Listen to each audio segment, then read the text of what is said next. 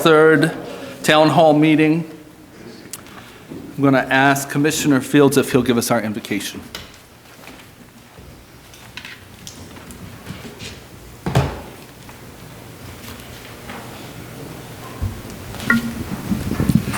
Let us all pray. Dear Heavenly Father, we come this evening, Lord, we thank you for blessing us to see another day and to gather here again for our town hall meeting. We ask a very special blessing over our mayor, this board, and every citizen who's present tonight.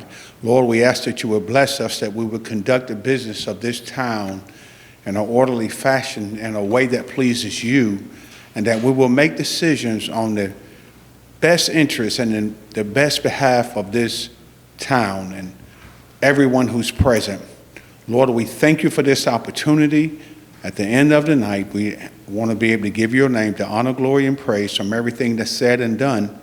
In Jesus' name we pray. Amen. Amen. And please join me, if you can, for the Pledge of Allegiance. I pledge allegiance to the flag of the United States of America and to the republic for which it stands, one nation, under God, indivisible, with liberty and justice for all. No, I got caught in. Oh, wow.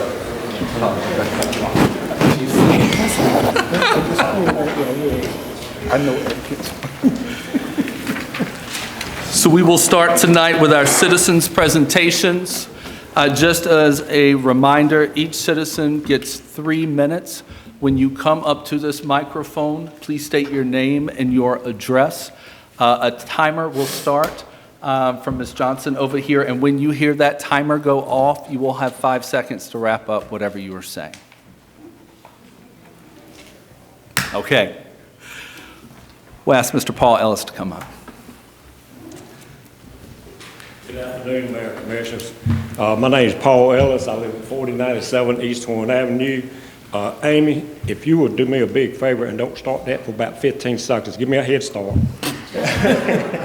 I'm going to read my comments. It won't take long.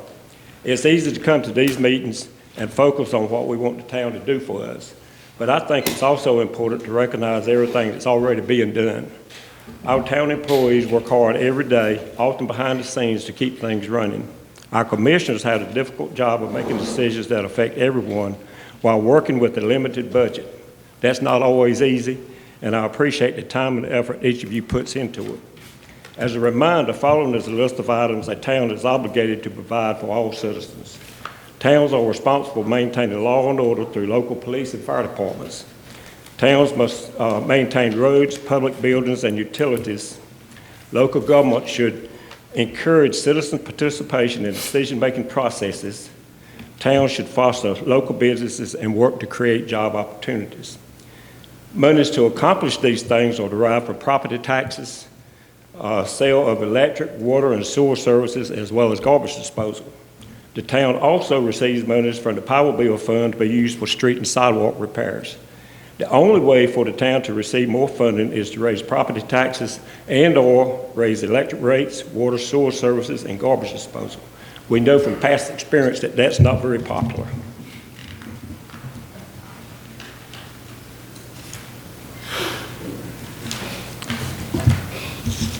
Right now, our town has some big responsibilities.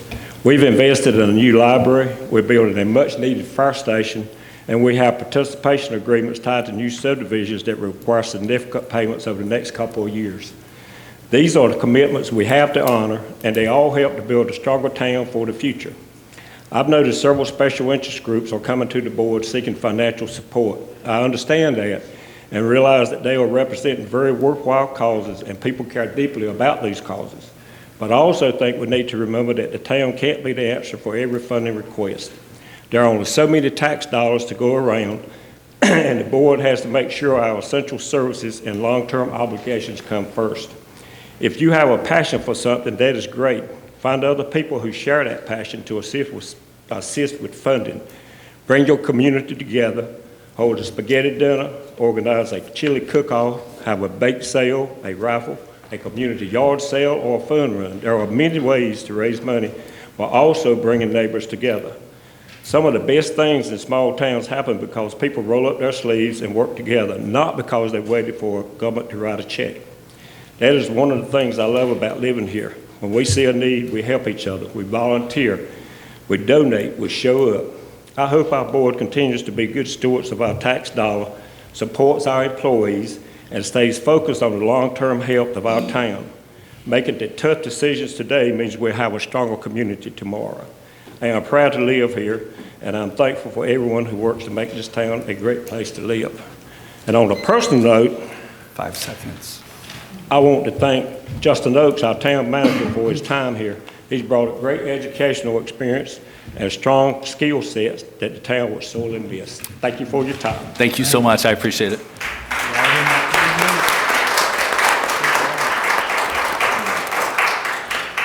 Monty King.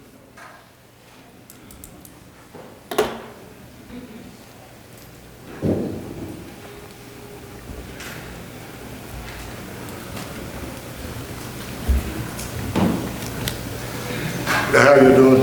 Monty King, live at North Pitt Street here in Farmville. By now, most everybody has seen probably or heard about the Facebook post that I made about Mr. Smith allegedly telling town hall employees that they were not allowed to help Alex in any kind of public record, and if he kind of threw a fit, to have him removed from the office. My question is to Mr. Smith, was it said? No, sir. Okay. My next question to you, Mr. Smith, then would be, if it comes out truthfully and the people come forward and say it, will you resign as commissioner for lying to the townspeople if it comes out? This is not an interrogation by you. I'm just asking a question. I don't need to answer it. So you will not answer the question as whether you will resign if it comes out that you just lied to the people here. You won't answer that question. I don't think I need to answer any questions you ask, honestly. Okay, that's fine. I just want to know that if it comes out and the truth is that you told town employees not to do this, will you resign as commissioner for lying to the townspeople? I have not lied to the town people. That's not my question.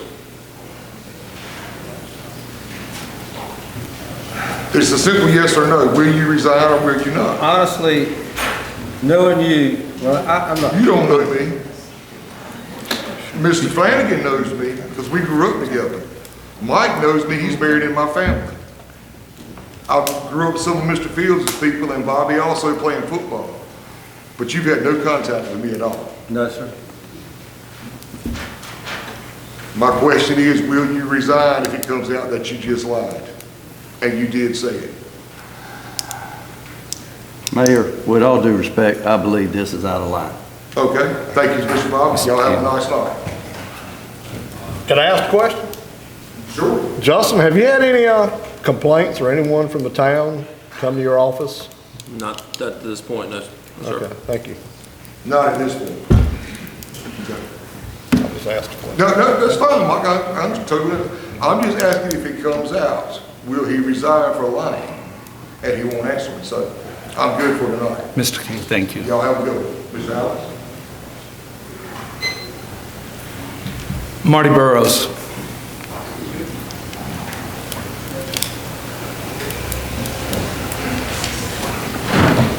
Good evening. Good evening. Mr. Smith, I will not be asking you any questions. Thank you. Record. Are we allowed to give out handouts? Yes, sir.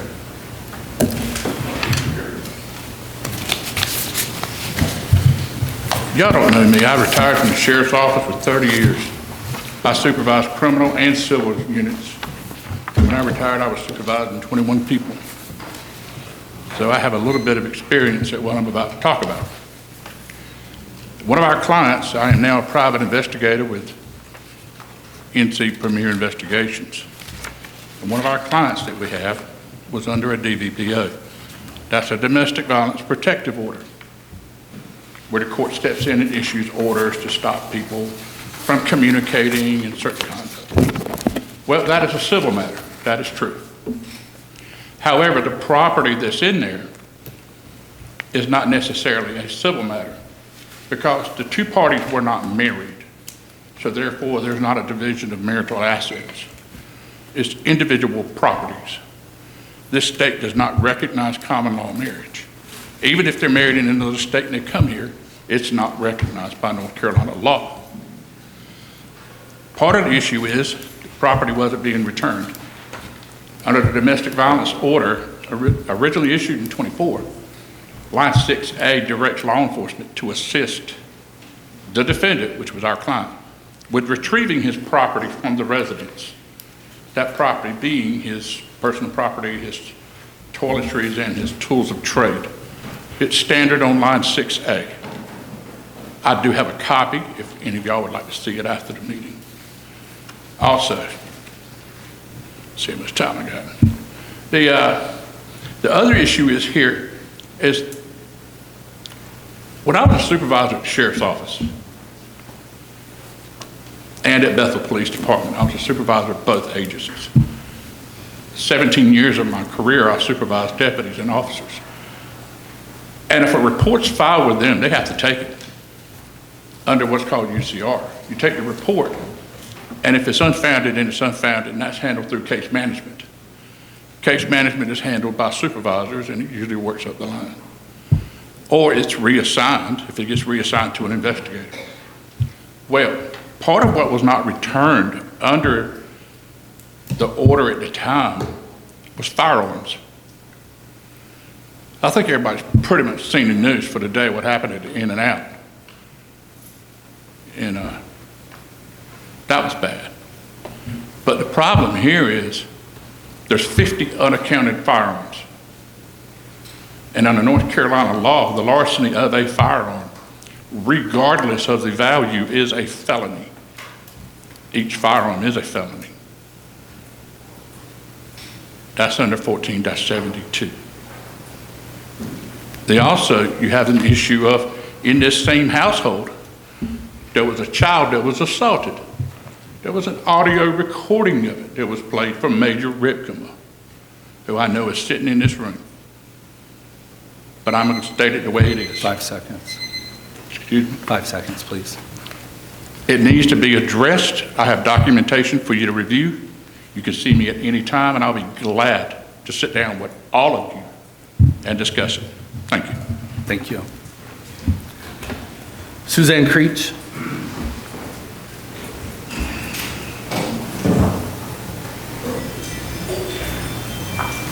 Hey, I'm Suzanne Creech. I'm the owner of North Carolina Premier Investigations in Greenville, North Carolina, address 1801 South Charles Boulevard. I've been dealing with a case here in Farmville for over 2 years now. The client is here, and I'm going to piggyback off of what Mr. Burrows was just talking about a while ago. But I have been in business for 21 years. Prior to that, I was in law enforcement, and I was in the military. I have been appointed to the North Carolina Private Protective Services Board by the North Carolina Secretary of State. I did not get where I am today by not knowing what I'm doing. I hire the utmost professionals. As you can tell, Investigator Burrows knows the general statutes like the back of his hand. We are governed by North Carolina General Statute 74C. 74C governs us and tells us that if we see a crime, we have a duty to report. And that's exactly what we did. We reported a child abuse case to Farmville Police Department, and we had direct interaction with Major Ripkema. As a prior law enforcement officer, I am pro-law enforcement, but I am also against bad law enforcement. And I'm here to tell y'all right now that the unprofessionalism that we received when dealing with Major Ripkema during that interaction and interactions subsequent to that is embarrassing to all the good officers with Farmville Police Department. And for him to say, and I'll look him right in his face right now, for him to say that my investigator does not know what he's doing, I will put his training and education up against yours at any given time, because he can read it off like the back of his hand, and he knows exactly what he's talking about. I ask y'all to get a handle on your police department and for a report to be taken for these firearms that are on the street. We don't know where they are. If these firearms are on the street and they are used subsequent to the commission of a crime, who do you think they're going to go looking for? My client. Why? Because a report has not been taken to say that these firearms are even missing. Why has a report not been taken? Major Ripkema wants you to think that an investigation has been done about these firearms. Well, tell me how an investigation is done before the report's even taken. I've never seen that happen before. We have been to the district attorney's office and talked to him about this. The SBI is aware of this. Training and standards are aware of this. And we will not stop until one, Major Ripkema tells my investigator that he apologizes to him for going to the town manager saying that my investigator doesn't know what he's doing. Y'all might think that's petty, but I take great pride in my investigators. Two, my investigator and myself and the client met with the town manager, and he was very receptive to what we had to say. He assured us that the report would be taken, 5 seconds. not from Major Ripkema, but from the sergeant there, and it's yet to be done. And that was the end of June. Still not done. Thank you. Cheryl Patterson.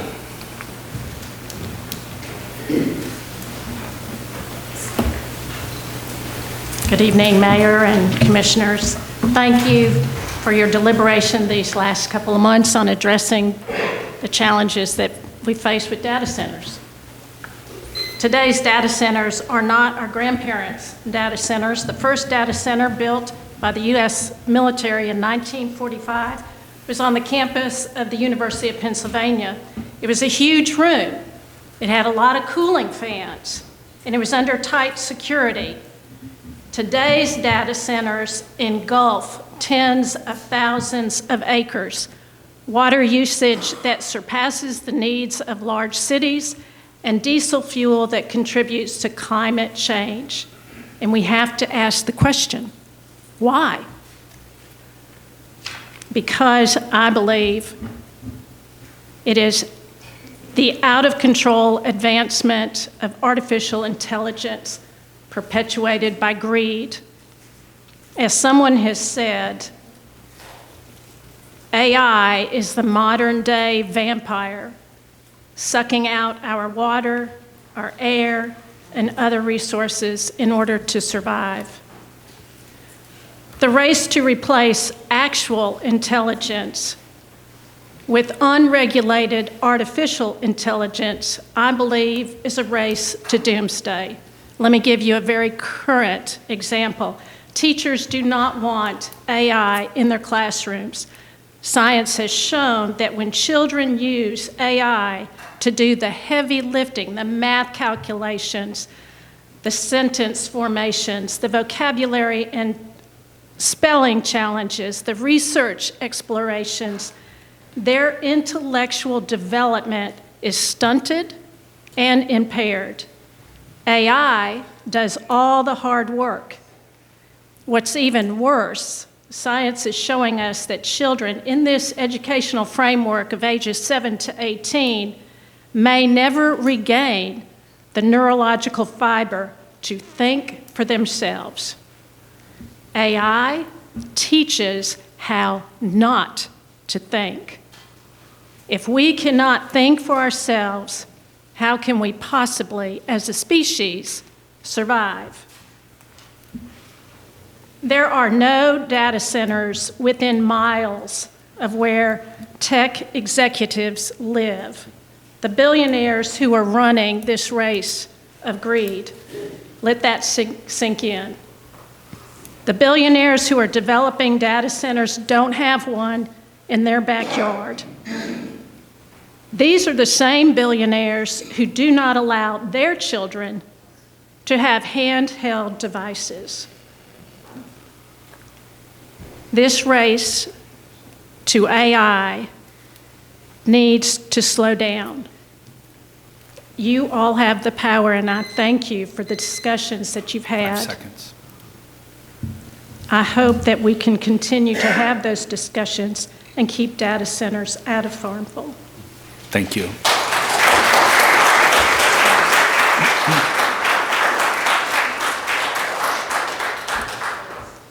Stephen Hardy-Braz.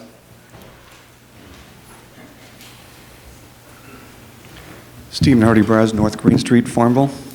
Good evening, Mr. Mayor, Commissioners, Manager, staff, fellow citizens.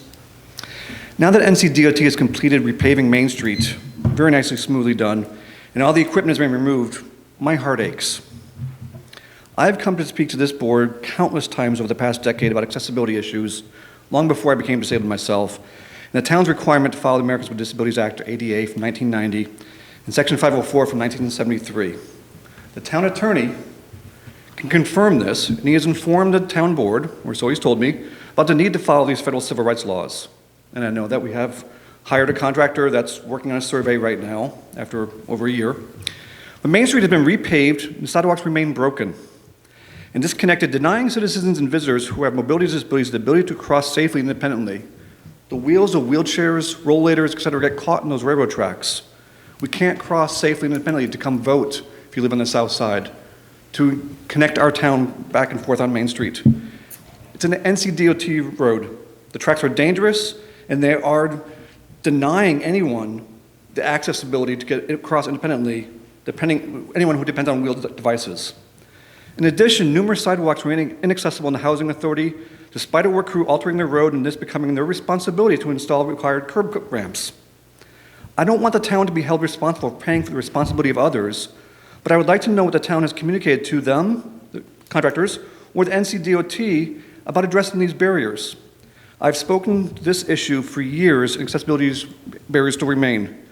Since Mr. Oakes will be leaving the town soon, I'd like to know where the town is in regards to communicating with these outside agencies to comply with federal civil rights laws and remove these longstanding barriers so that we as taxpayers don't end up paying for these mistakes. Could I get an update? Could the town get an update?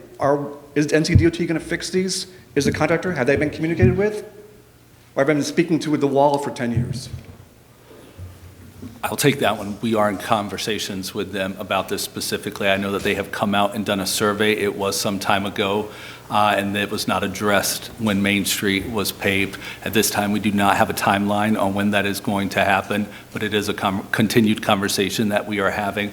This railroad track itself is not an easy lift. That's not an excuse for it, but there are multiple other organizations with the railroad and things that have to come and be involved in this, but we are continuing to fight and raise this concern because if anyone's had to walk, whether you need a wheeled device or not, you are walking in the road and it is not safe. So this is a concern for everyone sitting up here.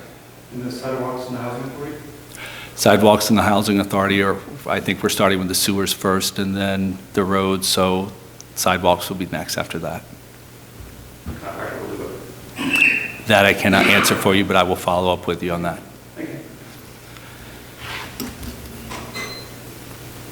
Town manager's comments. Thank you, Mayor. Board, just a few comments this evening. First, I just wanted to recognize the following departments and agencies and their response to the church collapse that we experienced here in town last week. Wanted to recognize the town's Public Works Department, the Farmville Fire Department, Farmville EMS, the Farmville Police Department, Farmville Utilities, Piedmont Natural Gas, and Pitt County Emergency Management. All of those agencies and their employees had a hand in the response that evening and the days following that, so we appreciate all of their work on that. Want to announce there will be a Back to School Fun Day coming up on Saturday, August the 15th. This will be from 5 to 7 p.m. at the Athletic Complex. It'll be an afternoon to get ready to go back for the new school year. There'll be music and kids activities that will include the Big Blue Blocks, a water slide, and foam parties. There'll be free hot dogs, popcorn, and a school supply giveaway while supplies last, as well as Amazon gift card raffles. There'll be music and Zumba as well. Another thing that I want to pass along is that about our Boys and Girls Club facility improvements tour. So citizens are invited to schedule a time with our Parks and Recreation Department to tour the current Boys and Girls Club facility to discuss the proposed plans to provide feedback on the future improvements to the building. Citizens can contact our Recreation Department Director, Christopher Horgan, to set up a time to go out and tour and look at the proposed improvements as well as provide feedback as well. Speaking of recreation, our fall recreation programs, registration are currently underway for all of our fall sports, which include soccer, softball, t-ball, and flag football. And then finally, it was alluded to earlier, the ADA Public Input Survey that's been going on throughout the summer. That's still currently available online. You can hit the link off of our main page. It's also been posted on the town's Facebook page. This survey will remain, as of right now, available through August the 15th. If we feel like we need to extend that out to the end of August, we can do that as well, and coordinating with the contractor on that. And that's all I've got. Town Manager Oaks, did you want to mention the utilities, our discussion on that? Sure, yes, sir. So one thing additional, I know it was discussed quite a bit at our last meeting regarding the utility rates. There have been discussions between the board and staff. There will be ongoing discussions regarding the utility rates. However, we have not had a chance to work on the numbers based off of the suggestions that we've received, the feedback we received from the board. So there will not be any discussion on that tonight, but we'll be continuing to coordinate between staff and the board in the coming weeks on that. Absolutely, thank you. And can we give a round of applause to the organizations that helped with the collapsed church there? They jumped in at a second's notice and was able to help. No lives were lost, and it's because of their quick action that came in and to get residents evacuated there. So to each and every one of you, we truly thank you. And also, tonight is Town Manager Oaks' last evening with us, so we do thank you for your time that you've spent here in the town of Farmville, and we wish you all the luck on your next adventure. Thank you so much.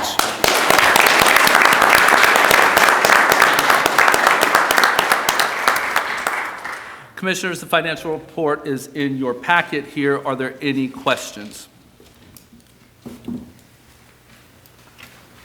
Seeing none and hearing none. Any changes, additions, or deletions to the agenda as you see provided below?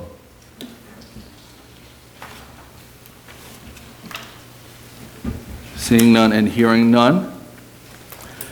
So now we will open up our public hearing for our moratorium on data centers. Town Manager Oaks, do you want to kick us off here? Sure.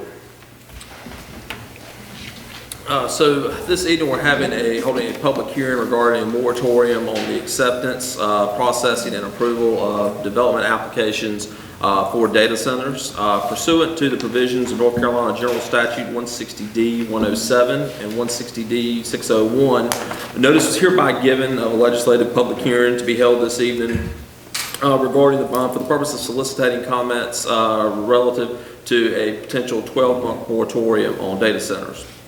In response to recent concerns over the proliferation of data centers in the region, it was recommended that a moratorium on the acceptance, processing, and approval of development applications for data centers, cryptocurrency mining, data processing, and other uses associated with data centers as specific uses within the town of Farmville and its ETJ be considered. The purpose of the moratorium is to allow town staff an opportunity to review ordinance language and to develop ordinances and standards that may best address the unique land use, infrastructure, environmental, and operational characteristics of data center development. The moratorium... Excuse me. Can we silence cell phones, please? Sorry. Thank you. I wanted everyone to be able to hear what you're saying. Data centers are important. We want to be able to hear it.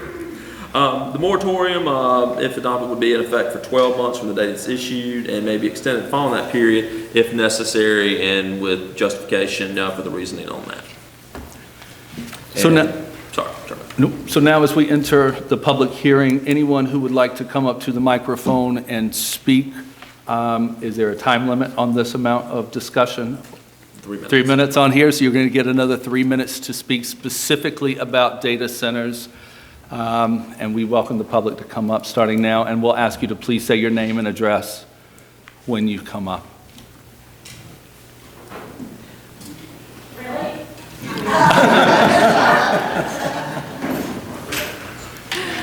Cheryl Patterson, 3257 Duke Drive. As you are writing this moratorium, I would ask that you think of the end game. What happens when data centers go bust? If there is not a, help me out, Bobby, if there's a fund when something has to be disassembled in construction. Decommission. Thank you, thank you. That be included, which means the funding from that data center development or developer will be upfront. So you would have a third party involved in holding those funds. We've seen the dot-com bust, we've seen the housing bust. This race to have enough artificial intelligence so that we can send our photographs to on our phone to whomever is causing us to create data centers that have computers on top of each other, a big, huge rack, and they're taking up enormous space. The companies are having to put in so much money. We're into the trillions. 40% of the market, the financial market today, is invested in AI. What happens when that goes bust? I would ask that you protect your financial well-being of Farmville and make sure that that is in there. Thank you.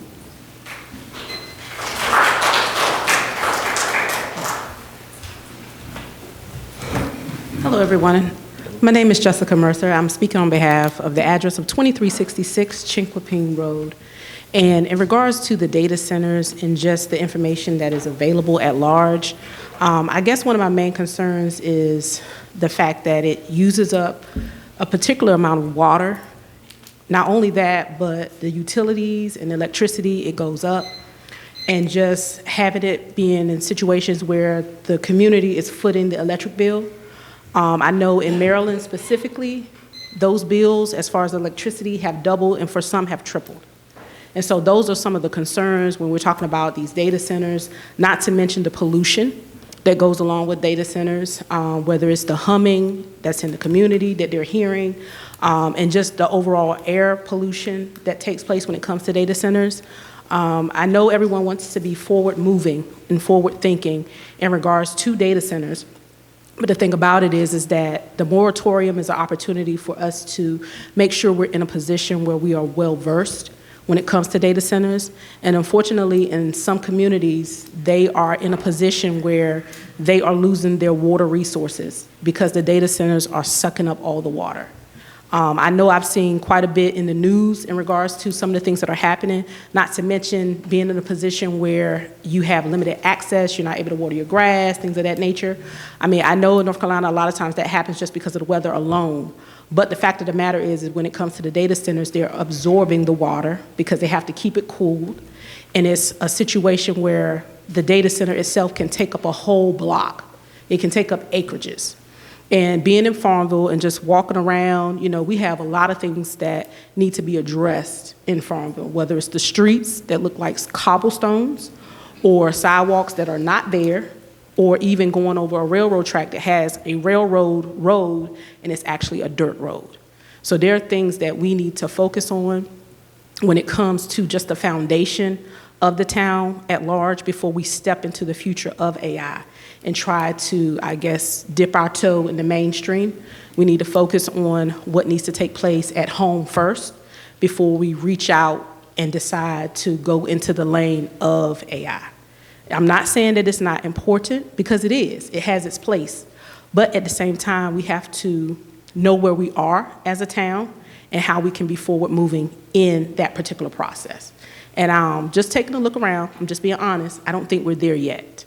And so as far as the moratorium only being 12 months, it might need to be a little bit longer. I know a lot of times that these businesses are offering, you know, a certain amount of money, and it can be appealing, you know, when you're being funded to a certain degree, but at the same time, we can't throw the baby out with the bathwater. We have to make sure that we take inventory of what we're looking for our town, because we want it to be better. We want our kids to come back here. We want our aunties to come back here. But it's hard to come back if there's nothing to come back to. Thank you for your time. Thank you so much.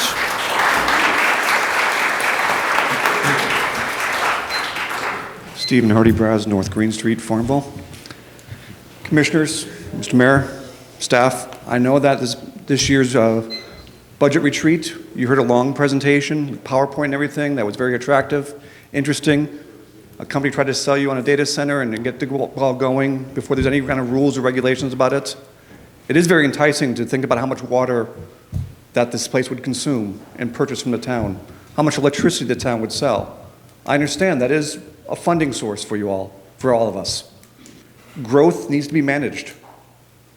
I know that man talked about how much they would comply with current EPA regulations. Well, to be honest, there really aren't any regulations at the EPA, and the EPA has been pretty much dismantled. So I'd encourage you during this moratorium, if you accept it, that you would include citizens' comments in time that we could add input, because we are concerned about not only the pollution of the water, even if it is rainwater, but the heat that's added to the water that goes downstream, because the fish kills end up down in the Neuse River. New Bern will pay for what we make, decisions we make here. The noise, the air pollution, the heat rising. We have areas of this town that don't have proper shade, and it's a heat sink, and really difficult for a lot of people that have medical issues. To add more to that in special areas that are less economically well off only exacerbates these problems. Please consider, during this moratorium, when you do talk about standards, be prudent, be wise. Let's manage this, let's get input from everybody, staff and citizens, so that we all make sure our town meets what we want for everyone to benefit from. Thank you. Thank you.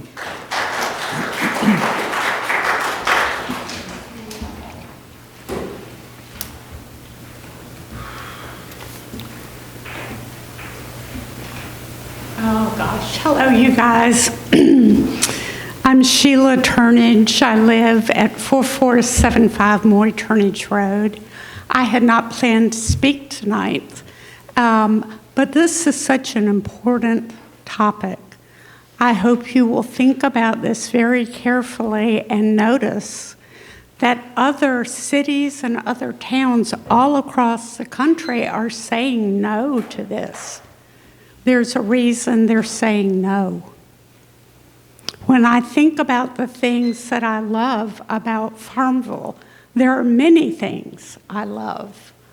Having an incredibly loud factory disturbing the wildlife, the nerves of the people around us, the solitude, the tranquility of our town. That's not something I want. I do not want us to destroy that. I do not want us to destroy the quality of our air. I do not want us, in particular, to use incredible amounts of water that we may not have much longer. You know, there are two things going on right now. One is our climate is changing, and I know some people don't think that's true, but when I look at our farm and I look at the level of the pond on our farm, I can assure you that is changing. It's been changing for 2 or 3 years. And y'all know that, you live here.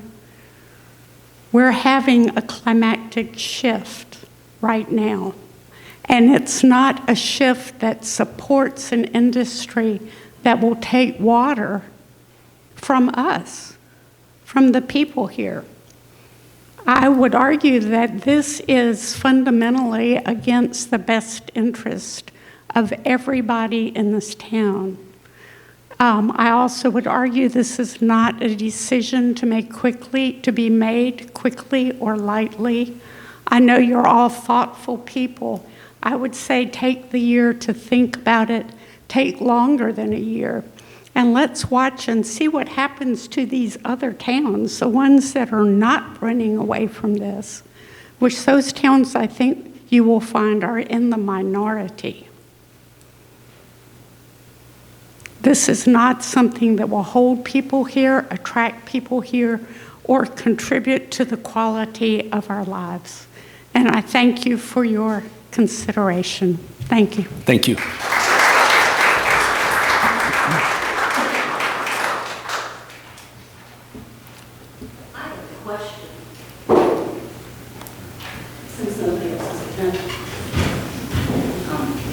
Renee Ayers, 3456 South Pitt Street. My question is, where exactly would this data center be placed? I mean, all of our farmland is already being overtaken with new housing developments. And since the others have mentioned about water, this year is a perfect example that we can't have this. We're in a drought. If we had a data center taking up water, where would we get our water? So do we know where this data center may or may not be placed? Can I speak? Please. Yeah, just to be clear, to answer your question, the town has not received any applications or permits or been approached by anyone about constructing a data center. This is a proactive step, so no one has reached out to the town at this point with a proposed location or anything like that. What will be accomplished tonight if the board were to adopt the moratorium that's before them this evening in the public hearing, that would prohibit any, the town from, accepting any development applications for the 12-month period. But to this point, we have not received any applications, so there's no proposed locations. Because, I mean, that's something that's really scary. I'm from a big city, just moved here a few years ago, and one of the reasons I came here was because it is a little town with so much farmland. I don't want to see that go anywhere. No, but thank you. Thank you.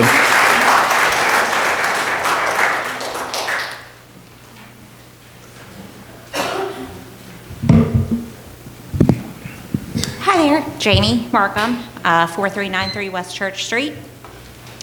I'm just going to read. I do much better that way. I just wanted to come up here to say that we are standing at a critical crossroads for the future of our community. I'm here tonight to urge everyone to vote yes on a temporary moratorium for any new data center development. Data centers are often marketed as clean, invisible infrastructure. But the reality is that they are a massive resource vacuum. Right now, across the country, these facilities are straining local power grids, driving up residential electricity bills, and swallowing millions of gallons of water every single day just to keep their servers cool. If we greenlight any of these projects, and I appreciate hearing, Justin, that there hasn't been anybody who has approached the town to build any data centers here, but if we do greenlight any projects, then we risk compromising our own water security and the stability of our local energy grid.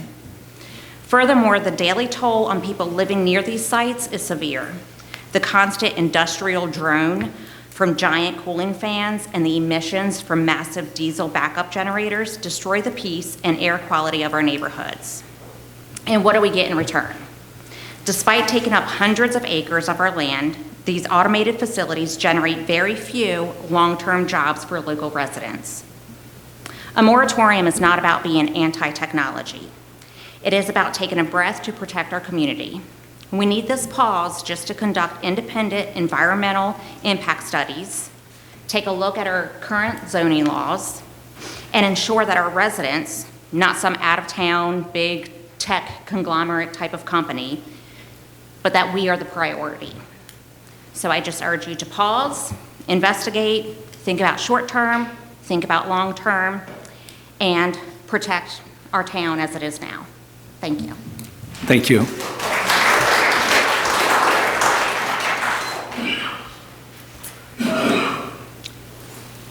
Any other residents that would like to come to the podium to speak about data centers?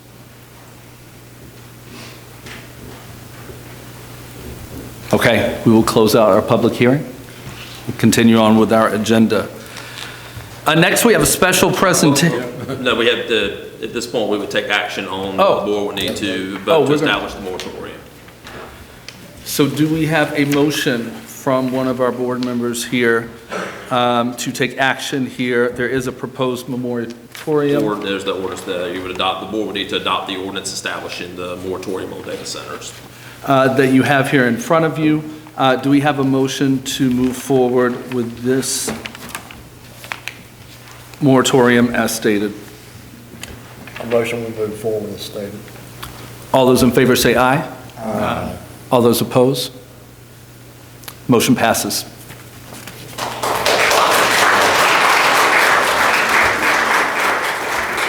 Can I just ask a question? Sure. So we have 12 months, and that's to, I guess, adopt a formal policy with regard to...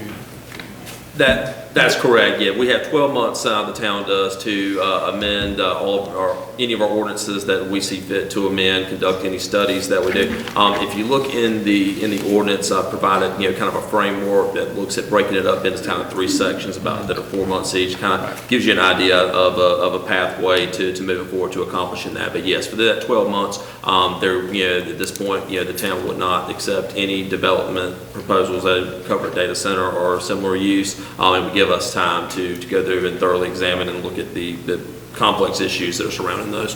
Okay, thank you. And after that 12 months, you say we can propose another 12, or how many?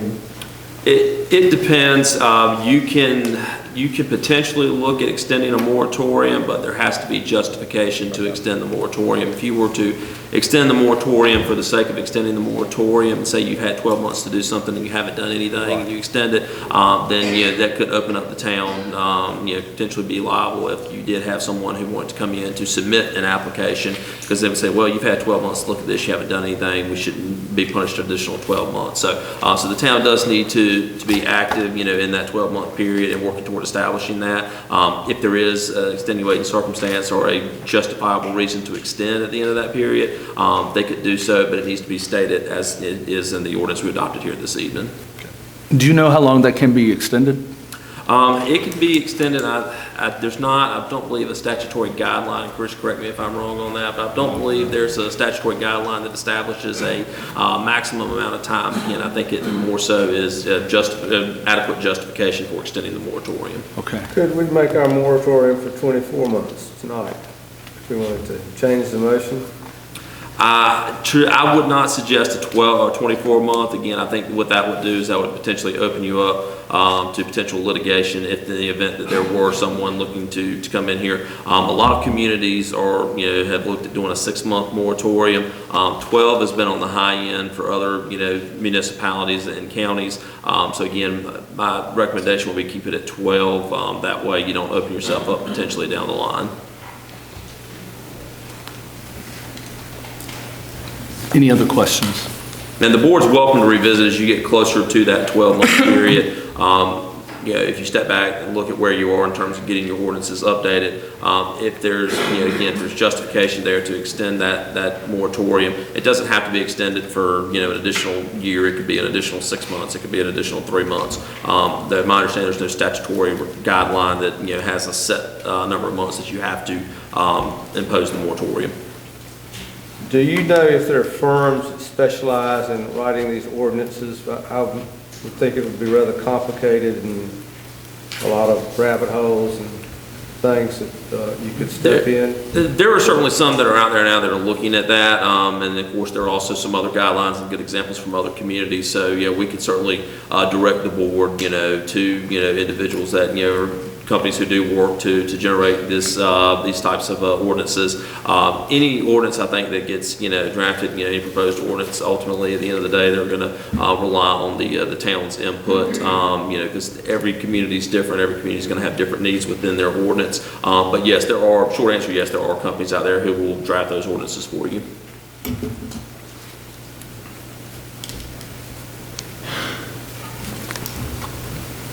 Good. Everyone? Any other questions? We ready to move on? Yep. Awesome. All right. We'll now get to our presentation. We have a special presentation. Town Manager Oakes, I'll turn it over to you. Okay. Very much. At our last meeting, there were some questions regarding the community funding that we provided.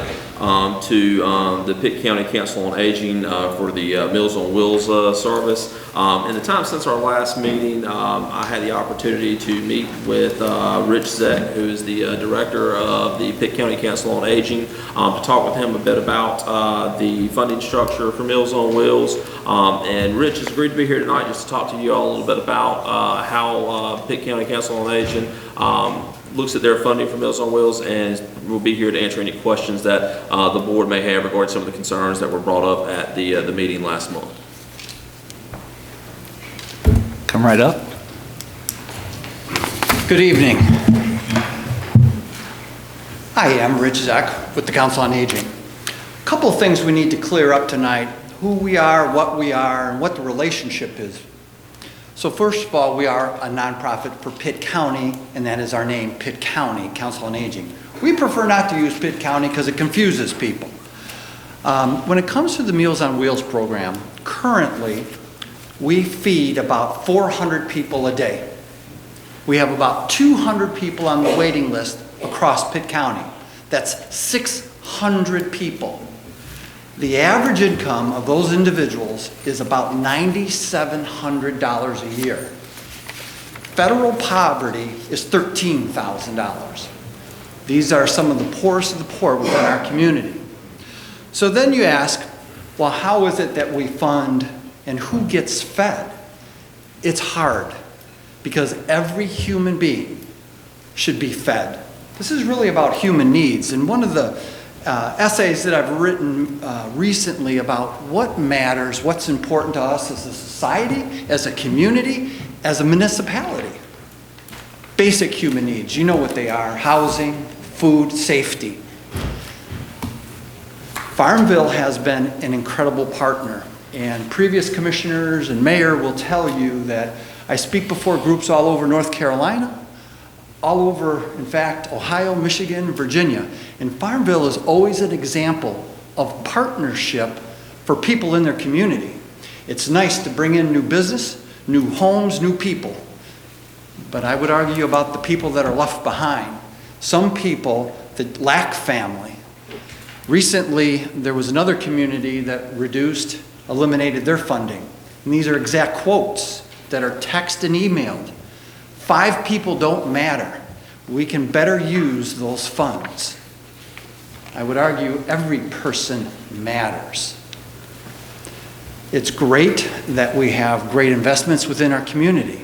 And in fairness, maybe you do know, I also am an elected official. I sit in the same seat you do. I understand. But sometimes what leadership requires is to make tough choices. And so even when it comes to, for activities, whether it be festivals, whether it be parks, whether it be culture, I would still argue that basic human needs of homebound seniors who are nothing more than hungry. They're not looking for a handout, they're hungry. And that's what we do. So what happens is the federal dollars that come to us through the block grant, the Home and Community Block Grant, we take those funds, and it's based on population. It's really an easy formula. Winterville, in round numbers, gets about 50%. The ETJ is about 35%, and that leaves 15% for Winterville, Ayden, and Farmville. You know that your population is about 2.5% of all of Pitt County. Those dollars come, that's how we determine who gets fed. Now what happens is sometimes the ETJ numbers are very low, so we have those dollars. We take those dollars to the communities that have the greatest need. Farmville always had one of the highest needs. And that's when the commissioners and the mayor at that time said, we don't want people in our community to go hungry. And so that's where the supplemental grant come from. So, in your packet, I have included some of those, the quantities of people. We have fed Farmville people above and beyond the population requirements. So when we reduce funding, that's one thing. The other community that has reduced their funding is that we, the Council on Aging, will never let someone not go hungry. The residents of any community, they're not ours. They're yours. They're Wintervilles. They're Aidens. They're the residents of that community. We're trying to help feed the residents. There's no skin in the game for us. We're just trying to feed as many people as we humanly can. And part of that, we have not had a federal increase in 4 years in costs. Everybody knows costs have gone up over the years.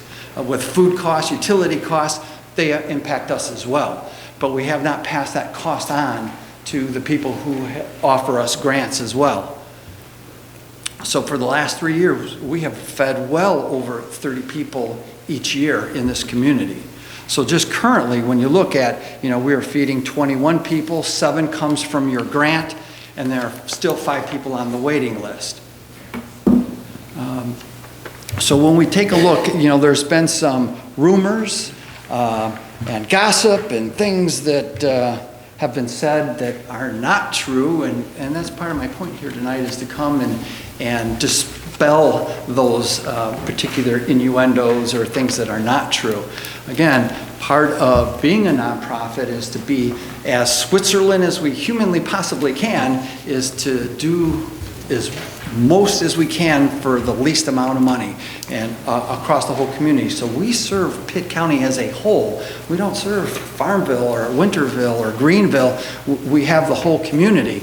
And you can only imagine the stories. So when you tell me, or a community tells me, that those 5 people don't matter, there's an 81-year-old blind African-American woman with 1 leg in that community who's receiving a grant to be fed. We'll continue to feed that one individual, but as the waiting list continues to grow, that is very concerning. So when people talk about being passionate about their own individual things, we're passionate for human beings. And if human beings is more important to go to a dog park or a festival, those are what's important to those individuals. What's important to the people that we're dealing with is just food. It's very simple. Well, why aren't they getting this? Why aren't they getting this? Many of these people, in fact, that's why it's called the Home Delivered Meals Program. They don't have transportation. They have 2 to 3 different infirmities, ADLs, IDLs are called, that keep them from even preparing their own meals. I don't know if anyone here has ever delivered Meals on Wheels. You're not going to $300,000 houses. You're going to people in real need who, these are people, your neighbors. Again, you can rally people around, but it's sustainability. And so when grants come and go, you very well can't tell someone, the grant has ended, we can't feed you anymore. We won't do that. We'll take the cuts. We'll continue to work with as many people, but over the last 4 years, there's not a whole lot more we can do to help eliminate the people on the waiting list. And so I will just open it up to you with any questions on what I've presented with you here, or any other questions I can answer. I have a question. Is the number of seniors that we're able to serve here in Farmville more of a challenge of funding or volunteers to deliver these meals? There's no volunteer issue.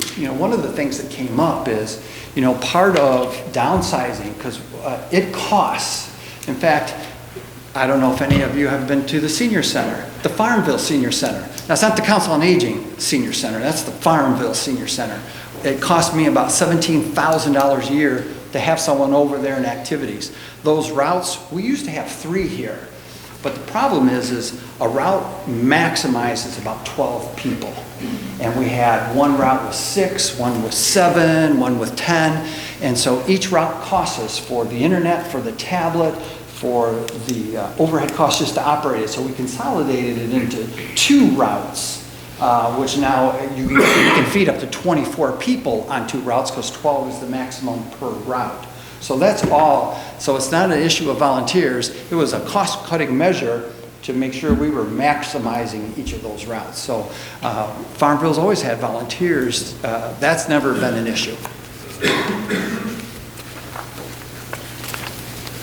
How do we compare in the funding that we give to your organization as compared to other surrounding communities? So when you say, actually you don't give it to us, they're your people. They're specifically, that money never, all it does is pass through and goes right to the Farmville people. The sad thing of it is you're the highest. And, you know, one of the things that I've told the other two communities is, it's not about what the other people are doing. What are you, these are your people. It don't, if they don't give two squats about their people, that's them. Farmville has always cared about its people to help reduce that because it is one of the highest with the individuals that live in poverty. And we're trying to make an impact within the community. So your town actually is disproportionate in size to some of the other communities because of the poverty level, which is one of the criteria. Just because you call and say, hey, I want a meal, you don't get one. It's a very complex matrix because we really want to be accountable and fiscally, and we want to be good stewards of who gets fed. So not everybody gets fed. There could be a waiting list. Someone may call today, and depending on a route, if it's full, they may not get fed, and someone called 6 months ago, and if there's an opening, so it really depends, but it's a huge matrix. And like I said, Farmville has always been a leader that quite honestly has put other communities to shame that don't stand up for the residents and support them. So. Anything further? So just so I'm clear. Sure. I think Commissioner Evans was reading off my paper with his first two questions. The 21 meals that you're currently serving, the 7 that we are funding is Yes. in that 21? No, that's in addition. So there's 28 There's meals. 28, yes. And there are 5 that are on the waiting list. That is correct, as of last week. And the reason that they are not getting served is what? There's no more funding, and we're overfunded right now for the number of people you have on there, 21. Actually, your number's about 13, based on population side, but there's less people being fed in the ETJ, so those dollars start getting divvied up amongst the other communities.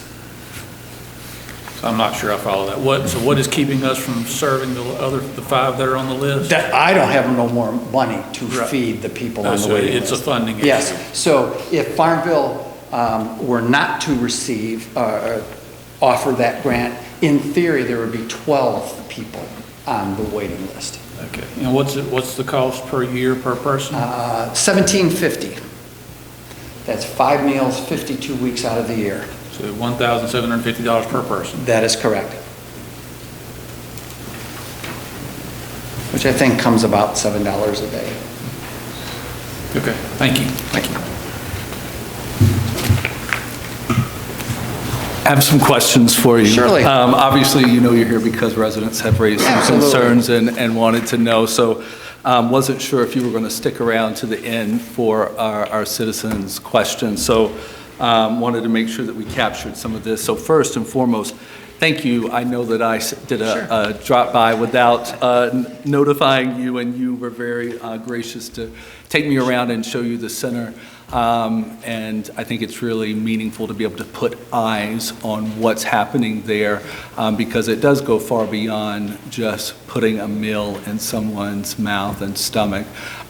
There's activities, there's fellowship, there's so many things that are incredible. So I want to take just a little bit of time to go through that document that you shared and then ask some of the questions, just so that we can make sure that when we leave here today, there's nothing that goes unanswered. The impact and this I think you had the 2025-2026 fiscal year, looking at around 312 seniors that here in Pitt County were served. So out of that 312, 159 of them, which represents 51%, come from Greenville. That is correct. How much funding is Greenville providing you? Absolutely not one penny. Winterville has 19 on here, and they represent 6%. I understand that they are not funding you this year. They are not funding us this year. But they have funded you last year. In all the years of the past. So out of their $20 million budget, they couldn't find $9,000 to feed those 5 people. Aiden is next with 3%, and they have 9. Do you know how much they are funding you? They are not. They are not funding you this year. Farmville, we have 2.5% of the overall in Pitt County, and that was 8 as of last year. And you have requested 12,740, and that was for 7 head count, and just that math comes out to $1,820 a Yes. head. Does that sound okay? And then we've got Grifton with 1.5, and then Bethel with 1%. Are either of those funding? No, absolutely not. And that's So- why their numbers are so much smaller, and they have large waiting lists. So this year, how many of these organizations, or how many municipalities have you requested funding from? Just about all of them. Simpson also is also a funder. Okay. But they fall under the 1%, so they're part of that ETJ with Grimesland and Stokes. Yes, it does look like out of the unincorporated Pitt County, from the municipalities, it's around 65% with 203 clients, and then the unincorporated Pitt County, 35% with 109 as of last year. That is correct. Say. Yep. The program performance, and this is specifically for here in Farmville, the 23-24 fiscal year, we were able to deliver 7,729 meals.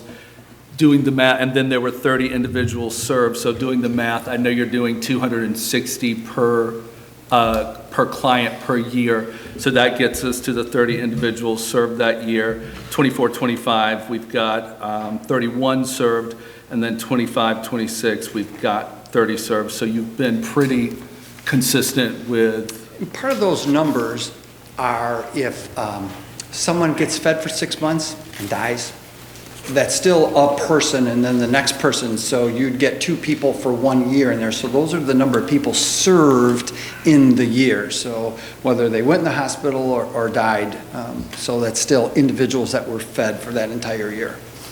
Understood. And it is good to change. I know some come off for other reasons and are replaced as they can be. In the town of Winterville, I believe you requested $8,500 for this year for 5 clients. Yes. So that came out to be $1,700 a client, but for ours it was $1,820. Is it supposed to be the same across everywhere, or is there other costs? It is the same across everywhere, and again, it depends on how long they were fed, what period of time, but the grants are all the same. They're all the same, requested in for $1,700. Okay. Now, that was for the last 4 years that we have not received an increase in the block grant. So yes, it is, all 1,700 is the magical number. So outside of Farmville, Winterville, and the village of Simpson, they have historically funded you at least for some extensive Yes. period of time here. Yeah. Are any of the other municipalities funding you? No, and that's why their waiting lists are high. So the numbers, and this is something that came up, and I know that you're also aware about it. You mentioned that, the rumors, and we want to make sure that we get all of those set here. The 23-24 year, 24-25, 25-26, the numbers that we see up here would require 3 routes. And it is something that here in Farmville, on multiple years, we have tried to add that additional route that ended up failing because we did not have the volunteers to consistently have 3 routes pushed out every single day. So at some point, somebody had to have taken meals away. What happened to that funding that Farmville had provided you? Where did that get dispersed at that point? It didn't. So as I said earlier, each route can hold up to 12 people maximum, so that would be 24. So again, when we're not getting that many people, and again, if you have that many people who die, I mean, the numbers are the numbers, so they fluctuate every year. So if you're feeding 20, 30 people 1 year and you have an unusual amount of deaths, and you don't have a waiting list to come back in like we do right now, so you only have 5 people on the waiting list, but again, it's been as high as 12 people, 13 people, but again, people move, people go live with their kids, so it really depends. It's in constant flux. So you may go 2 weeks without replacing someone because just when somebody dies doesn't mean the next person starts the next day. There's a process to get them onto the route. So sometimes it does take time. So depending on how many people have come off, depends on how many people come back on. So in the packet that you provided, and thank you, it kind of goes right along with the document you shared with me, and you asked the question, is it volunteers or funding that is, one of the holdups for us being able to serve our clients? And you said that it is funding. if we funded these additional 7 headcount or clients here for this next year, we would need that additional third route. How would we be able to do that since it's not been successful in previous years? That's feeding 7 people for you, but not for me. My funding is still limited, so my funding is still going to be at 21, or as it keeps getting smaller and smaller because the ETJ, more people are in the ETJ, so those funds go back to the ETJ. So the extra funding that I'm giving Aden or Farmville start coming back out and go to the ETJ. So your 7 is your 7, period. Though, in fact, I gave you statistics on the demographics of each of those individuals. Yes. Those are this town's 7, regardless of us. If I lost all my funding today, we'd still be feeding 7 people. Yeah. So to go back, if volunteer, if the funding piece, and we've got the funding, how do we work on the volunteer piece if that has been the holdup in the previous years and being able to keep all of the clients on these lists? Well, what we try not to do is to burn people out, because there are people here who are such volunteers that they do 2-3 times a week. We could easily do that. They would just do more, and we try to get more people on so people will do it less and not get burned out. And that's the problem we have all across Pitt County, is people burn out because they're continually relied upon to volunteer. So again, that's the church input. When someone was mentioning earlier, when we get churches involved and get people to help volunteer and help deliver, because it's not just delivering the meal, they're doing a safety check. Absolutely. And this was brought up by a resident. Are there any repercussions for clients who are not at their house when a meal is delivered and they have not notified the Pitt County Council on Aging? Yes, because it's a health issue.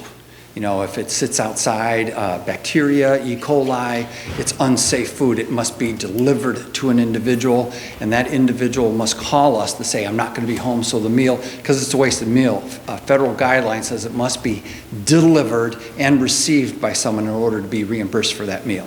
So is this accurate? The first offense is 3 days with no meals, second offense is a week with no meals, and third offense is a month without meals? Yes, because we have a waiting list to come back in, and that meal is purchased, and so with no one to receive it, it's lost. So we want to make sure that people are, now if they go to the hospital or in sickness excused, then that does not apply. Certainly.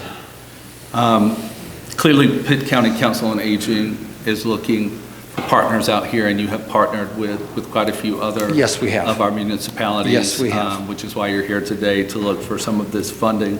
Going back to 2016 for Winterville, they funded Meals on Wheels starting in that year, 2016 to 2017, at $2,500, and now up to last year at $8,500 for those additional meals. So they've been pretty consistent, and I would say dedicated to supporting the seniors there that are in need. And from this being a federally funded nonprofit that you have here, I would consider that to be going above and beyond to make sure that their seniors are Absolutely. getting fed. And even, especially in the light of there being larger municipalities that are not providing any funding out there. This year, Winterville did pull their funding. And when that happened, you contacted several news medias, and from what it appears, to shame the Winterville for not supporting. You had a couple of articles out there. You did some interviews. I've got the Standard here that you were also in on July 18th that talks about this, and I'm just going to read a little bit of it here. How a community treats its oldest and most vulnerable citizens says more about its character than any new facility, program, or initiative ever could. I hope this decision is reconsidered, and you're talking about Winterville there, not simply because of dollars involved, but because of what those dollars represent. No seniors should be left behind because feeding them no longer fits within a budget. That is not just funding decision, this is a community decision, and communities are ultimately remembered not for what they built, but for whom they chose to care for. And this is my take on this. Instead of telling a story of these partnerships that you had and giving the data that these towns and cities have funded you for a considerable amount of time, you seem to point the finger and shame those elected officials for having to make the very hard decision that this board right here will also have to make to reallocate that funding somewhere else. I reallocate funding at the Council on Aging as well. So we have to make tough choices, and that's what leaders do. They do make tough choices. People may not agree, may not like it, but it's not a matter of who's right, it's what's right. And at the end of the day, I can clearly look in the mirror and say, did we do the right thing for the right reasons? And sometimes people don't because it's political. You know, we have a lot of different factions. I see it with my audience as well, but I'm not there to please everyone. And even in my faith, there's a guy that didn't make everyone happy either. And so that's what leadership is. They stand up, make tough choices, and do the right thing. I don't know what the right thing is for Winterville. I don't know what the right thing is for Farmville. It's your community. It's not my community. And if people feel shame, that's on them. That there is no shame is only if you receive it. And if there's something to be shameful about, then maybe there are wrong decisions. I would think that, again, organizations that have funded you when they did not need to, that you would bring that out and talk about that and partner with them, just like you were saying right there, having to understand what challenges that municipality is going through and working to try to see how we could work together. But that's not how this article, any of the news things Well, I didn't find out today. until July 9th, after July 1st was the beginning of our fiscal year. So I don't think, you know, it's a two reciprocating. I still have a budget to run, and July 1st, we included it because we hadn't heard otherwise. Understood. And I mean, that's the same position that our board sits here now, where it's well after your fiscal year has begun and that funding is still in question. Will you look to shame us as well if we don't provide that funding for you?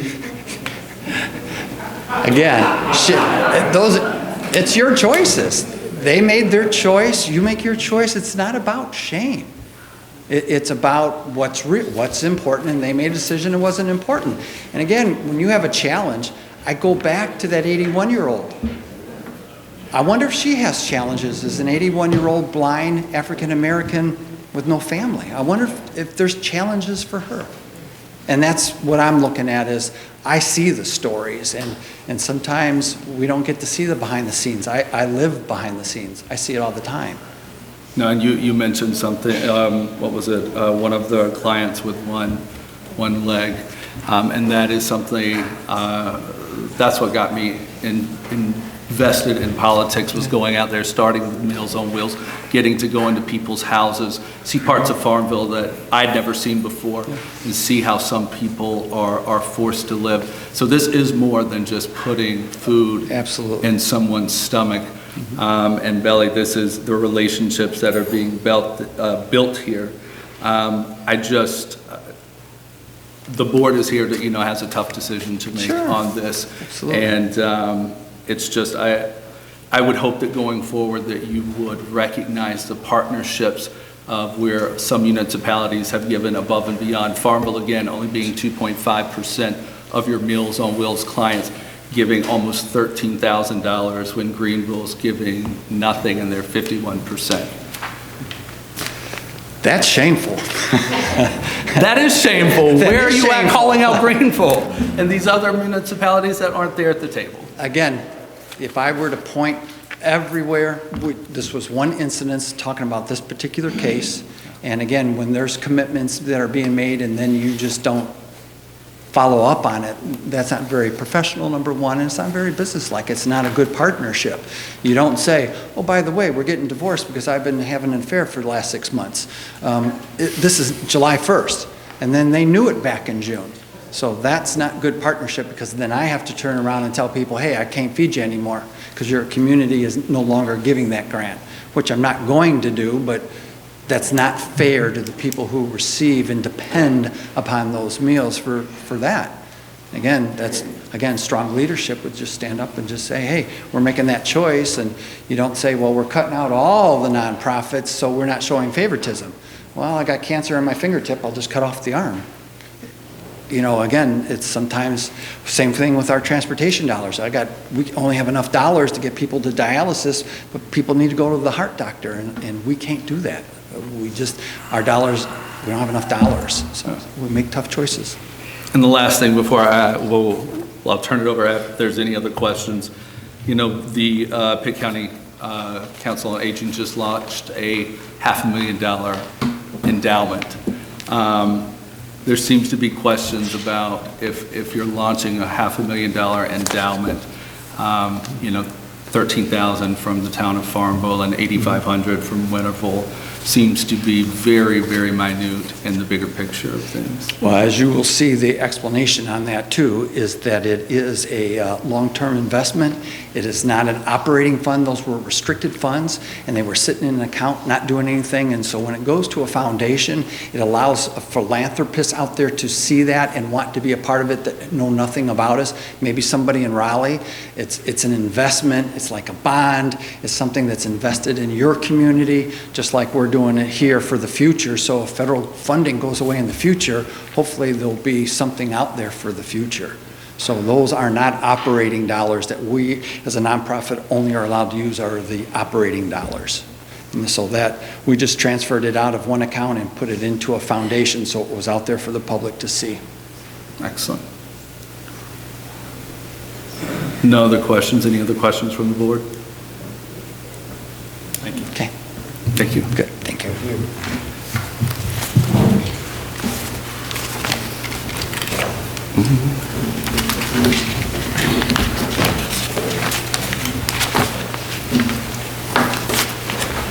Town Manager Oaks, is this a motion that we're looking to move forward now, or is this something that we No, would? this was just for presentation. Just for presentation. Thank you. By the board at another time.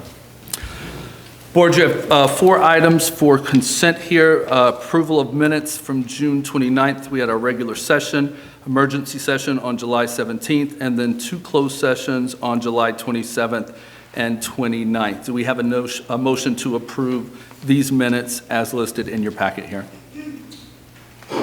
Motion to approve the minutes that we have in the packet. We got a couple motions to approve. All those in favor say aye. Aye. All those opposed? These minutes have been accepted as listed here. Items for discussion. Resolution authorizing purchase agreement for police cars. Town Manager Oaks. Thank you. And I want to point out to the board members, as brought to my attention late this afternoon, there was a typo here. In your notes here, it will mention that this is the financing of 5 new police cars. That should be 4. There's only 4 new police cars. This was, as we discussed during the budget process, we looked at doing the lease purchase on 4 police vehicles for the upcoming year. So as a part of the adoption, again, of that budget, the Board of Commissioners authorized the financing of the new police vehicles and upfits for the police department utilizing debt financing. The town received a financial proposal from Truist. The proposal from Truist represented a favorable interest rate and desired terms. So attached here this evening, we have a resolution that the board will need to adopt to approve the financing arrangement with Truist, and that is included in your packet. And also included within there shows we've included the information on the agreement with them for these vehicles. Questions from the board?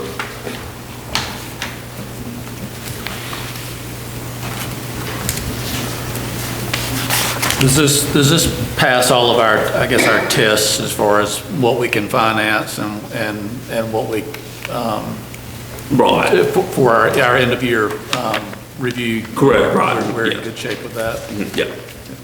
And how many, you've answered this before, but how many police cars do we have total? What is the full fleet? Is it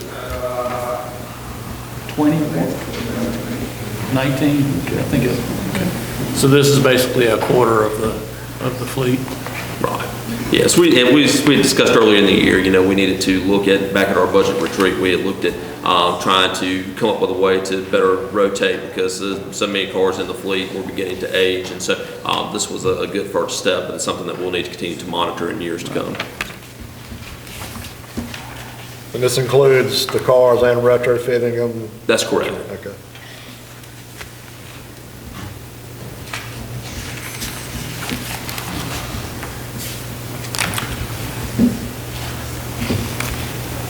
Do we have a motion to move forward as listed here, with the exception of only 4 new police vehicles? That's correct, yes. Not 5 as is in the originally The wording of stated? the resolution is correct. My apologies. The cover letter was the only thing that mentions the 5. Perfect. Do we have a motion to move forward? Motion to approve the 4 police cars. Commissioner Smith has made a motion to approve the 4 police cars. All those in favor say aye. Aye. All those opposed? We're going to have 4 new police cars. Next here, and I know this is one everyone's excited about, establishment of our Farmville Christmas Parade Committee.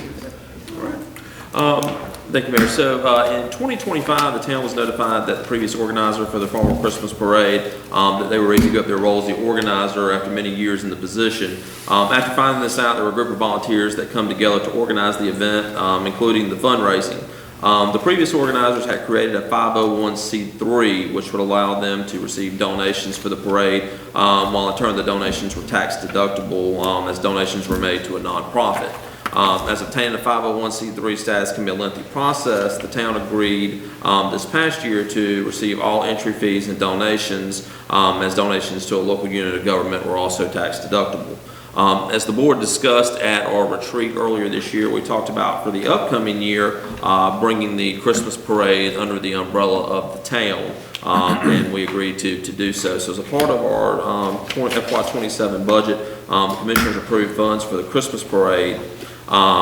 Now, what we need to do at this point would be to establish a Christmas parade committee, just like any other committee that we established in the town's ordinance. You know, we have a dogwood committee, we have planning boards, recreation boards. We need to establish a committee for the Christmas parade. So what I'm seeking at this point is direction from the board to move forward with drafting the language to include in the ordinance to establish this board, its structure, membership, and terms. The language would be brought back as a text amendment at the next board meeting. Questions? Do we have a motion to ask Town Manager Oaks to move forward with establishing the language behind our Farmville Christmas Parade Committee? Make a motion that we proceed with the drafting of the ordinance. Commissioner Evans has made a motion. All those in favor say aye. Aye. All those opposed? Christmas continues. Next on our list, amendment to our personnel policy, exempt employees professional leave accrual balance. Yes. So currently, the town's personnel policy provides that for exempt employees, they may accrue up to 40 hours of professional leave, which is better known as comp time. For exempt employees to qualify for professional leave, they must first work 45 hours in the pay period. With the 46th hour, they begin to accrue this professional time.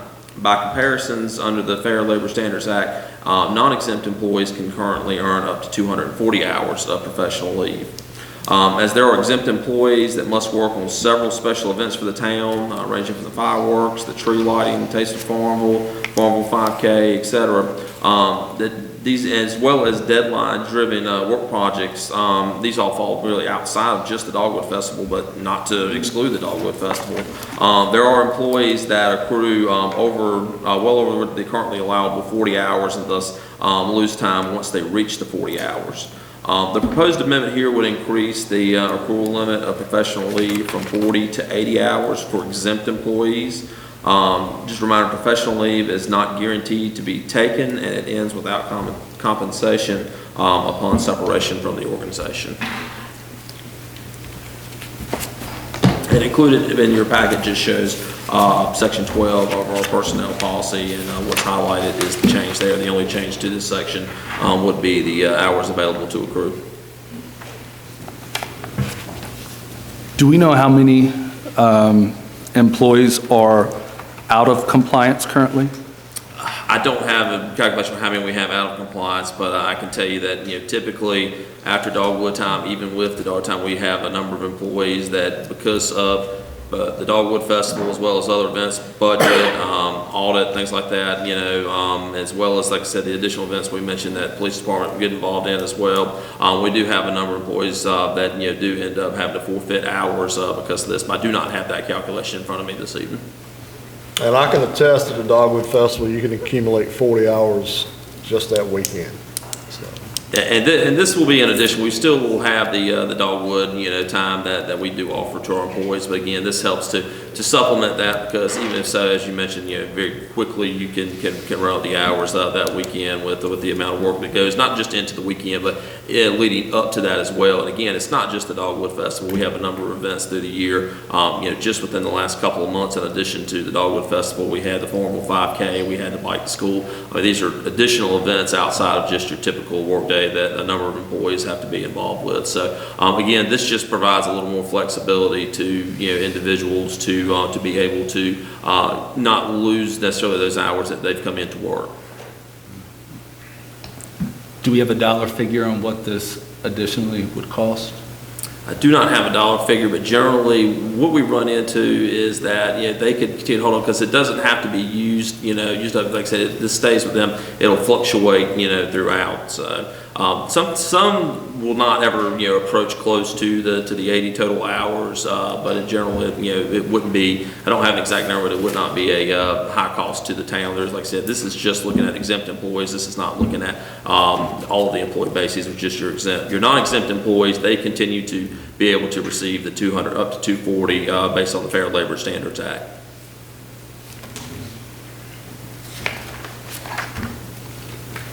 Has HR been consulted? And they have, yes. Mm-hmm. So they are aware of this, yes. And in alignment with it? Right.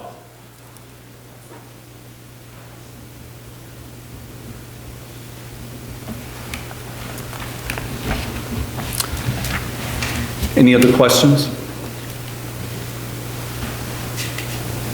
So they don't get to carry this, they're not paid this out if they leave the town? Correct. Okay. Yes. And the first 45 hours, there's no professional leave. It's the 46th hour. That's correct. If you're an exempt employee, once you get to that 46th hour that week, that's when you can begin to accrue the professional leave. And that's 1 hour at the 46th hour, the 47th, they get 2 hours and so forth.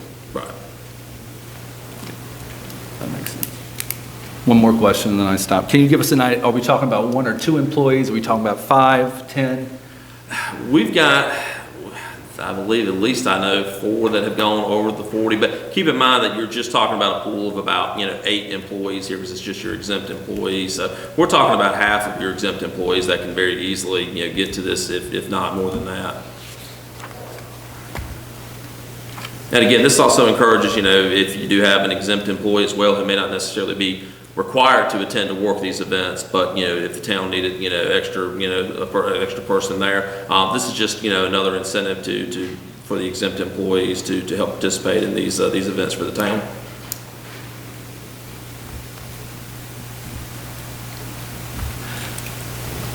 Do we have a motion to move forward to amend the personnel policy, exempt employees' professional leave accrual balance, increasing it from 40 hours to 80 hours? Motion for approval of change to professional leave hours. Motion has been made. All those in favor say aye. Aye. All those opposed? Motion passes. And then last here up for discussion, another amendment to personnel policy, additional of state of emergency language. Okay. Yes, so this is just a quick correction. What we realized is that during the most recent update to the town's personnel policy, language regarding the establishment of a state of emergency was inadvertently removed from the policy. This language, which is enclosed in your packet, is being proposed to be added back as a part of Section 28, which includes the adverse weather and hazardous conditions. And you'll see down at the very bottom, this is the only portion that we're adding in, which you see italicized here at the bottom. This is what we are adding back in, and basically this is what allows the mayor to declare the state of emergency during disaster situations and town facilities to close and to the public and remain open for employees. Pay provisions remain the same as if no state of emergency were declared. We wanted to add this portion back in because in the event that we do have a disaster, a lot of times if you're eligible for funding from federal agencies, it's important to have this language as a part of your personnel policy. We realized this past year that, and not that it impacted us negatively, but as we were just reviewing, we realized that this language had inadvertently been left out during the last update. So we're just proposing to add this language back in. There's no changes otherwise to the adverse weather and hazardous conditions. Questions, comments? Seeing none, hearing none. Do we have a motion for the addition of the state of emergency language to our current personnel policy? Motion to approve the state emergency language for our Farmville policy. Commissioner Smith made a motion. All those in favor say aye. Aye. All those opposed? Language has been added. Thank you. And now we to our last section here. This is the citizen comment section of the evening. This is where you have one more opportunity to stand up here to ask questions about what you have heard here tonight. You do have 3 minutes, and I will ask you when you get up here, please state your name and your address.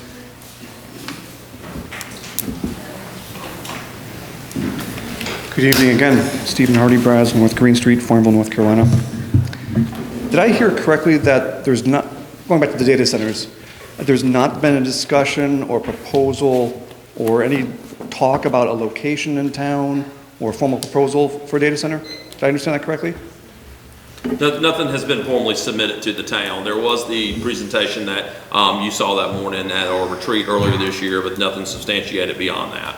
Okay, because the minutes of the town that have been approved talk about how here that Town Manager Oak stated the East Energy Renewables has met with representatives of the town of Farmville, Pitt County Economic Development and Pitt Electric Green Cooperative to discuss the potential to locate a small data center in Farmville Industrial Park. So a location. He continued by saying that there are several steps that would need to be taken by the town to amend our ordinances to allow this type of facility. Gary Hinson from East Energy Renewables talked about a proposed data center to be built in Farmville. He provided the board with a potential location, so proposal and potential, location of the center, what the proposed facility might look like. Hinson educated the board about data centers in general and answered their questions. He said they would like to build mid-2000 or 2027. That sounds like there's a location and there's a discussion and a proposal here, or am I misreading the minutes of the town retreat in February? They did mention a location, but nothing was formally submitted to us other than being a presentation idea, but we received no formal submittal. Okay, so just want to make sure we're all clear what we're talking about. There's been a proposal and a discussion of location. It's not formally applied yet. And it was also mentioned as well that as a part of that, the location, there's the corporate park is also, the industrial park is also part of a larger park that's tied in now together with Greene County. So there were multiple locations which they talked about, a couple of which would have been also on the Greene County side of this overall industrial park. So there was that part, there was the portion that would be in the Farmville side that was mentioned, but there was also a couple of locations on the Greene County side as well. So there had been no final selection, but there was mentioned as that would be the general area in which they were looking at. You can amend the minutes in the meeting to reflect that then. But this is what the board approved. Thank you.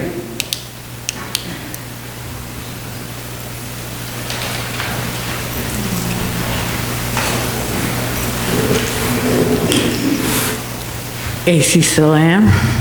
I received mail at Box 326 in Farmville.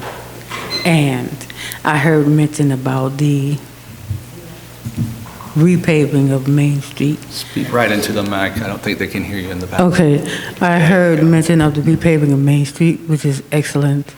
And for it to maintain its excellence and not be eroded very fast. The drainage of the street must be improved. And when the drainage is as simple as removing vegetation from the drainage areas, I think that should be addressed, because it's a simple solution. It doesn't take a lot. We already have grounds maintenance people with the equipment and skills to handle it. And so we must remove vegetation from the drainage areas that were designed to drain the water.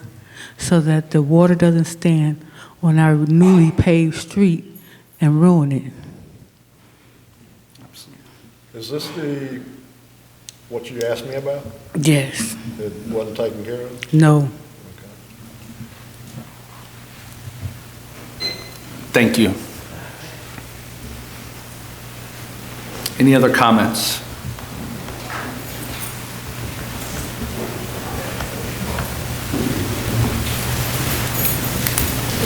Didn't come planning to speak, but here I am. Joe Hilder, 3562 East Wilson Street. Got several quick points. One, your meeting's too early. How about moving it to 6 to 6:30 so all these working people have a better shot at coming? Two, the decorum of the meeting. When I was on the board, we never engaged citizen presentation. I would urge you to look at that. It serves no purpose. You're not prepared, and it can very easily disintegrate into just chaos. I'd urge you not to. It's not the time or the place for that. Third, and this may be a question for the excuse me, town manager. I know through your zoning ordinances you can zone out certain things like slaughterhouses. Tyra, could you not do a more permanent fix for data centers? And You have to be very careful with that now. There was legislation that was introduced. It was a part of unfortunately it was stuck. It's called the down zoning bill. If you Google that, you have to be very careful now with how you do that, because if you begin to limit the uses for zoning districts, there is a process that you have to go through now, which you have to get every single individual that has a property of that same zoning in your community to agree to that down zone. And so that's created a lot of issues for a lot of communities. You know, there's a lot of communities that were in the process of working on land use plans that couldn't adopt their land use plans because of this. This was slipped into a hurricane relief bill back in 2024. So that has made the ability to zone out certain things by putting placement restrictions. It's made that a lot more difficult, if not impossible now, because of the detail and the level of that you would have to go to with getting consensus agreement from everybody with the same zoning district, everybody who owns property of the same zoning district in a community. Just a thought I had was, you know, we buy our electricity from electric cities, we buy water from Greenville. So I didn't know if that would be grounds that we just don't have the natural resources. I mean, just food for thought. I would much prefer to see a longer term fixed than a 12 months fixed. And last, I've had two people in the last 2 or 3 weeks ask me, so what in the world's going on with Farmville? I've never seen it look so trashy. I'm not going to give Paul any more credit than I have to, but you know, Paul retired. I would strongly urge you to hire a new code enforcement director. No need to have codes if you don't have anybody to enforce them. And anybody wants to come to my house, I'll take you and ride you around and just show you what I see. It's going backwards fast, folks, and you know, you have the ability to fix it. Thank you. Thank you. Thank you.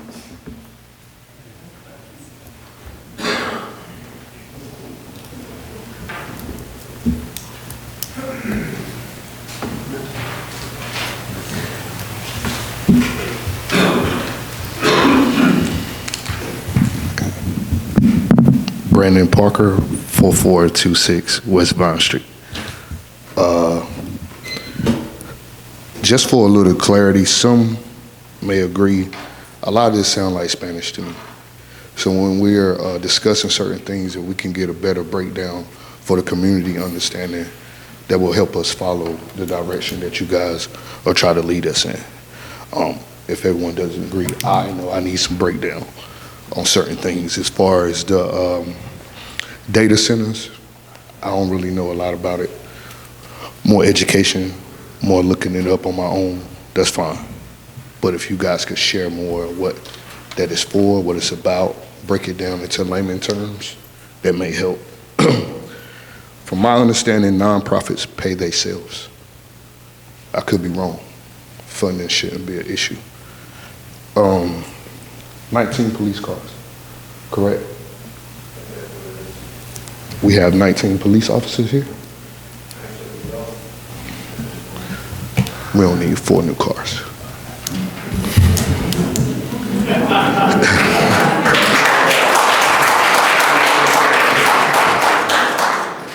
Lastly,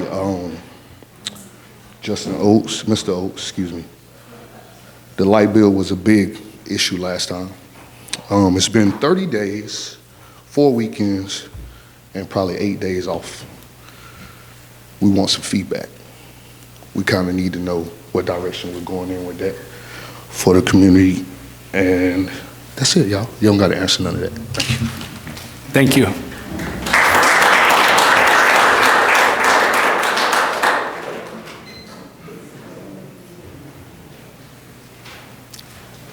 Anyone else? Okay.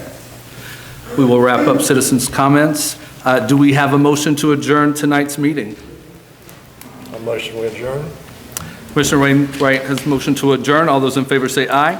Aye. All those opposed? Have a great evening, everyone.